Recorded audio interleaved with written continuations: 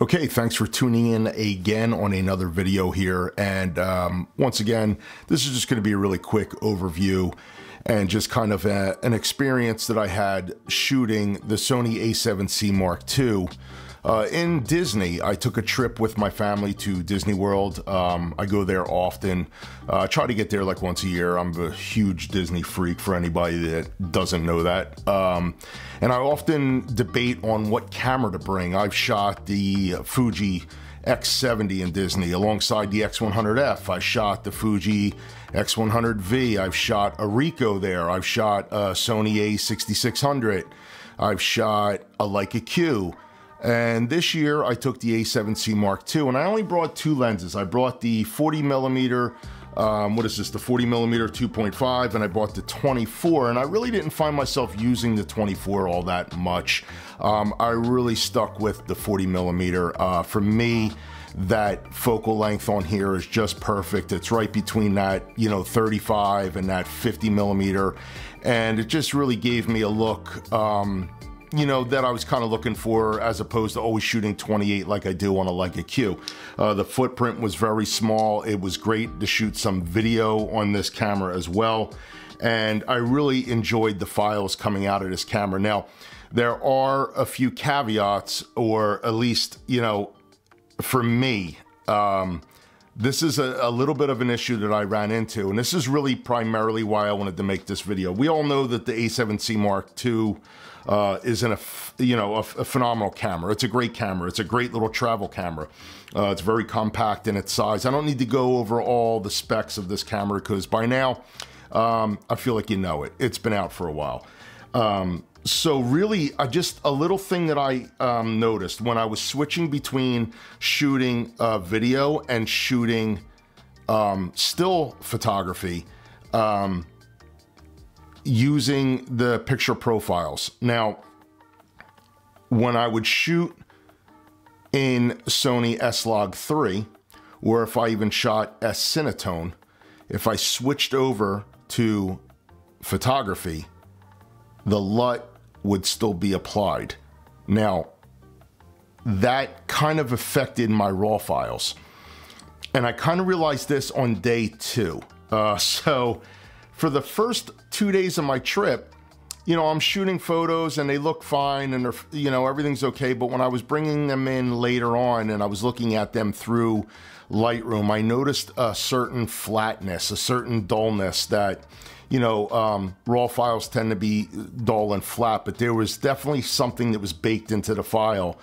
And then I realized, like by day 2, that when I was switching from video to photo, that picture profile still existed. So it was really becoming a problem. And I found out that I really couldn't go back and forth too quick. I'm sure that there's a way to set it up. I thought I had it set up where photo settings did not carry over to video settings and vice versa, but it seems to be that picture profile, once enabled, would still activate when shooting still frames, which again was not conducive to really having a great base file to work off of when you're trying to edit RAWs. So what I ended up doing is I ended up really accessing my custom 1, 2, and 3 on the front dial. So what I would do is I would have video, and I would have 1 and 2 to set up the way that I'd want. And then when I would switch over to photography, I would also access that 1 and 2. Mainly I'm shooting an aperture priority with auto ISO and like a daylight white balance for photography. And basically I was using that 1 and 2. I mean, you can do 3, but I only needed 2. I think I might only use the 1 actually, but that 1 setting was aperture priority, daylight balanced, no picture profile, and just my ISO settings that I wanted for my bottom line shutter speed. So you're gonna see some photos. This is just what this camera can produce. I think it's a great vacation camera. I really like the A7Cii for vacations because it is small. It kind of reminds me of a Leica Q, and I use the Leica Q all the time, but you know, is it better than a Leica Q? I don't know. I mean, I love the simplicity of a Leica Q. And to say that the Leica Q is simple, I don't mean that it's a simple camera. I just mean that it's simple in its application where, you know, this thing is kind of spec'd out. I do enjoy the ability to change lenses, but then that also, you know, introduces that anxiety of what lens to bring, where with a Leica Q, it's like you have what you have, so you have to make it work. But I really do like the form factor and the powerful nature of this A7C Mark II on vacation. So you're gonna see a lot of photos. You're gonna see a lot of photos from this camera with the 40mm. You may see a few with the 24. You're also gonna see a few low light night photography shots. First using the Tiffin quarter power black Pro Mist, if you like that halation in your images. So you're gonna see some of that. And all of these images have been edited with my Lightroom presets, which you can find on my website. Shameless plug, but you know, listen, I sell presets. The ones that I've used here are Kodachrome, and I've also used my Cine collection at night, and I also used the new tone profiles. So now I've introduced tone profiles on my website, and you know, if you don't know the difference between profiles and presets, please read the description on my website. But very simply, profiles kind of apply a lookup table, a LUT to your images, as opposed to a preset, where a preset applies the color and adjusts all the sliders as necessary to give you that look. A profile just applies a color profile to what I've formulated for you guys, and all your sliders are zeroed out. So it gives you a greater window ability to actually edit your files the way that you like. So it's giving you a starting point with the color applied, but all zeroed out and ready for you to tweak as you see fit. But I've said enough.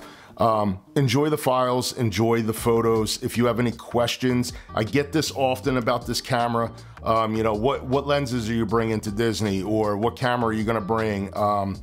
This camera is great for traveling. I don't know that I'm gonna bring it on my upcoming vacation. I believe I am going to bring the A7, well, I don't even know. I don't know if I'm gonna bring a Sony. I think I'm definitely bringing, well, the star of the show for my Alaska trip is gonna be the Leica SL2S, which I'm filming on right now.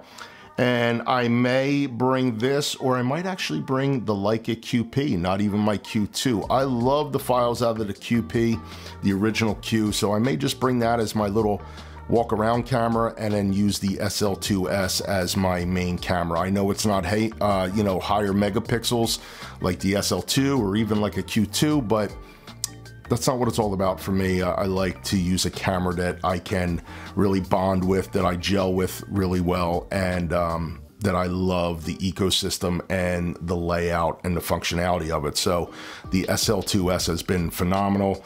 I love this camera, this little A7C Mark II, for quick outings, and it was great for vacation. I also like that it has a screen here that can flip and protect it while I put it in a bag.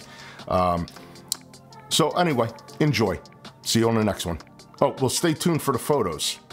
I just told you to leave the video and said my goodbyes, and I haven't shown you the photos. Well, you probably saw some of them while I was talking, but stay tuned for the rest of the little slideshow here, and I will catch you on the next one. See ya.